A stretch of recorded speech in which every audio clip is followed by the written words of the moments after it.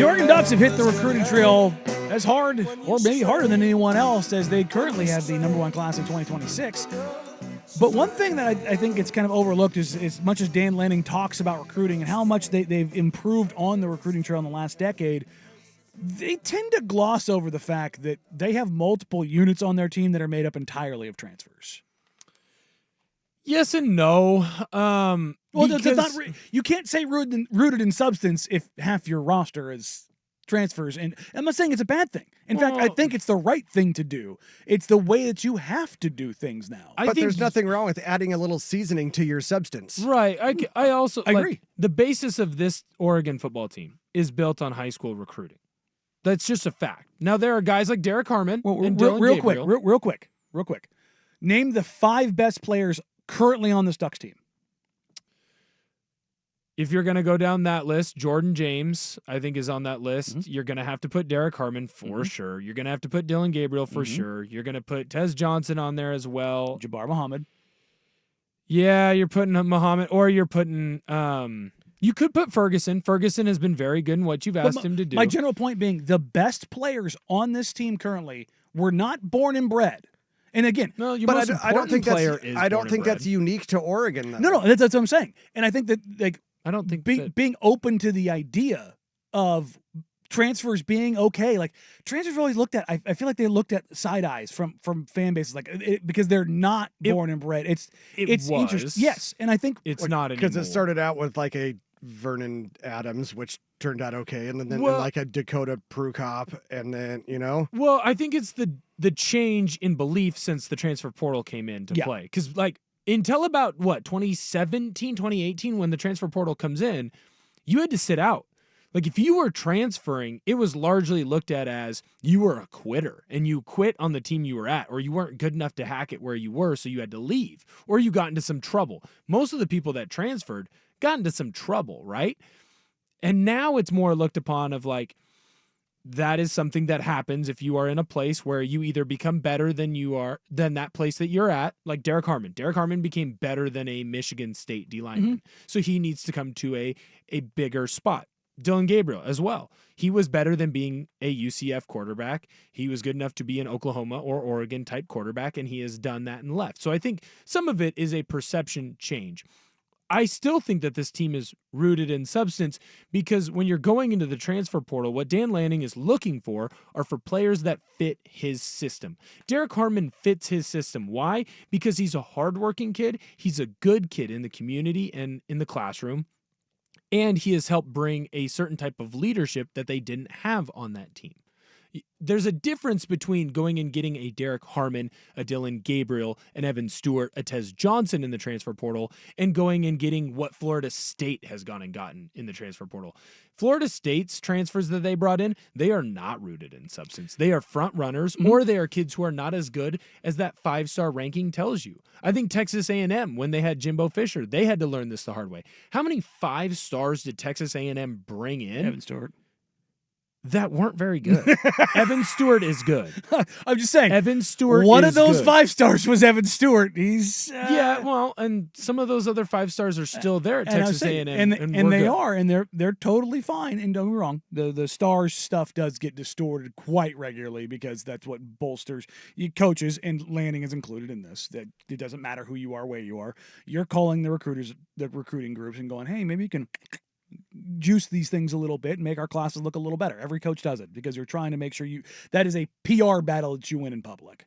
But to your point of how that is all shaken out, Oregon has identified the guys that fit their system, yes, and what they want. 100%. And one of those guys is, here real quick, this is per ESPN research. Arizona State and Virginia Tech are the only other Power 4 programs whose entire receiving lineups are entirely compromised of transfers with Oregon. Yeah, because Holden is a transfer. I mean, you're looking at your 4th guy, Justice Lowe. He's a homegrown talent. That being said, though, bumped up because of guys getting banged and Trayshawn getting Gary suspended. Bryant Jr. gets him bumped up. Yeah. Trayshawn got him bumped up to that 3rd spot, yes, which he has fully taken advantage of. But I would counteract that with, Jordan James is homegrown talent. You went and you got Jordan James, so your running back room, aside from Whittington, It's homegrown with your top 3 because Lamar is homegrown as well. The other thing that I would counteract that with too is all of your tight ends are homegrown. Ferguson is homegrown, Patrick Herbert is homegrown, and Sadiq is homegrown. And Sadiq's going to turn into something that's special. But this is what college football is nowadays. You have to go out and build your team through high school. You've always had to do that. But now you have the ability, if you can go and find guys that are going to come into your system and either keep it the same or enhance it, like Derek Harmon has, like Jordan Birch has. Yep. And you can use those guys not necessarily as a mercenary per se. No, that's exactly what you're using it as. But and as a player it's the right to thing. build. No, right.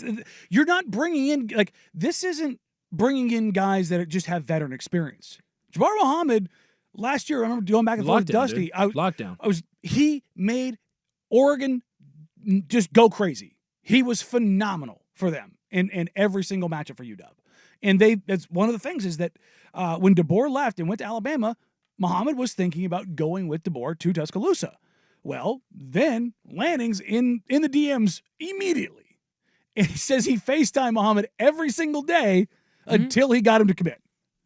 And that's why he's getting Muhammad and Derek Harmon to commit, because look, he's just he's flat out the right guy for the job, because he's gone out and found ways to get big name high school recruits. Because if you want to talk about big name high school recruits, Mateo Uyunglele is leading your team in sacks right now. 100%. And I think you can make the argument that you haven't missed a beat without Jordan Birch, who is one of the best defensive ends in the country and was putting up an incredible season. I'm not here to say that Uyunglele has beat him out. But when I look at a guy like Tatum Tuioti, or I look at Uyunglele, it proves that Lanning can go in and find talent, Jordan James same way, 100%, and turn them into stars. And again, this is not a shot at Lanning. This is the acceptance of what college football has become. It is not just about can you go recruit and be homegrown. It's can you go recruit and be homegrown and fill in the gaps. Because here's the thing. See, because that's the thing, is the whole transfer thing is plugging those holes. Yes. Here, listen to these three teams. Seal. Listen to these three teams. Flex Seal.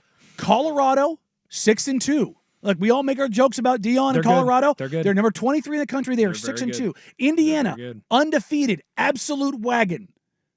SMU, undefeated. ACC sucks, but they're still undefeated. They lost to BYU. Oh, I'm sorry. You're right. Thank you. They're undefeated in ACC play. Undefeated in ACC play. Yep.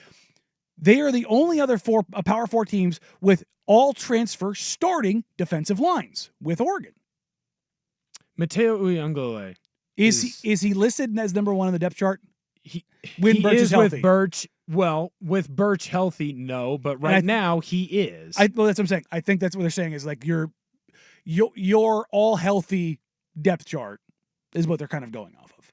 But my point is, yes, Mateos is homegrown. That's great. And yes, keep that coming. But what you're finding is, and Florida State tried to do this, and I think everybody believed that they did, that they brought in a pass rush that was going to be a behemoth. And it has been egregiously bad. It's the scary thing about going into the portal, because you have to find guys that were properly rated or were underrated, but then also fit into your system to play to the umpth degree, right? And I think that Lanning has shown that he can do that.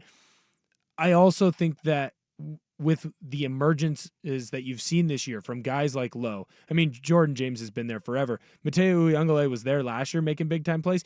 He's performing at an even higher level right now. Bryce Betcher was a walk-on. He's one of the highest-graded PFF middle linebackers in the country right now. So I think he's probably going to go play baseball. Yes, like he's going to go play right field or left field in the MLB. But what I'm trying to get at here is some of it with Lanning is some of his high school players are still too young. They haven't gotten to that point. The top-tier guys are playing right now, but they're the exception, not the rule. And so I think that you will see less of a need to go in and get transfers. But Lanning has also shown that he is a competition-based guy. So don't be shocked if you see him go into the transfer portal and get a big-time transfer. That's the thing right there is I think then that guy gets beat out. The top 10, 12 teams in the country, the Blue Bloods, Georgia does this. The historically great teams for the past 25 years. The Bamas, the Georgias, Ohio States, Oregons, USCs, Washington, Clemson, who am I missing out of this? Texas. Like those teams every year And we saw this with Lincoln Riley in his very first year when he brought 22 transfers to USC. It was a record that it was like, oh my God. You're seeing this is as much as you want to be homegrown. If a great player hits the portal, remember Nick Saban during the NFL draft? Oh, yeah. Talking about Quinyon Mitchell, like, yeah, no, we tried to get him to leave Toledo. Yeah. Well, like, this is a guy that didn't even enter the portal. So these coaches, they're already going out there, regardless of their depth, and going, we're trying to go get the best players in the country to come here. Absolutely. And if you see like one of the top players at a position or whatever, and you don't go after him, that is a dereliction of duty. Yeah, I agree. I mean, look at Clemson. As good as Clemson has played this year, which if you're not paying attention, they're getting to Clemson, back on track after they're really good offensively and defensively. I would be interested to see how they handle Georgia again. If they play together right now, I think it would be much closer, especially with how Carson Beck has played. He's not good. Well, Georgia's getting healthy too. Yeah. Like the Alabama thing, I think is more of an anomaly because they weren't healthy. Mm-hmm. They're getting healthy, so you're getting to see more of that. But aside from Clemson, all of the big boys have to do this. Mm-hmm. And Oregon has the guy who's doing it probably at the highest rate of anyone right now. Mm-hmm. I mean, the Mateo Uyunglele class was one of the highest rated in Oregon history. I think it is the highest rated class in Ducks history, if I'm not mistaken. I thought that last year they beat it. And if they didn't beat it, they're right They're going to beat it this year. And they're doing it again this year. So when I look at a Lanning, I wouldn't worry about Lanning having an issue like Mike Norvell is having right now at Florida State, because Mike Norvell has fallen in love with the transfer portal because he got guys like Fisk and Verse in the transfer portal. And then he created this great defensive line that, make no mistake about it, they were dominant last year. Yes. Your last 4 games, you didn't have your QB, or 3 games, whatever it was. You won because that defense was that good. Because they were just pin back and go. The problem is when you go into the portal and you build your team strictly based on the portal, you have to hope and pray that it all meshes. Because when it does not, you have Florida State this year. That's the thing, is if you, or Colorado. Yeah, I mean, Colorado the first year. The second year, they've done a better job. In any time that you're bringing in even high-level talent that isn't directly familiar with your process and brought up in the culture, you do risk disruption. And I'll point out again, USC, their first year, they came in and they were very good. Caleb Williams' Heisman Trophy season, they were an absolute unit. And then what happened last year? All of it was gone.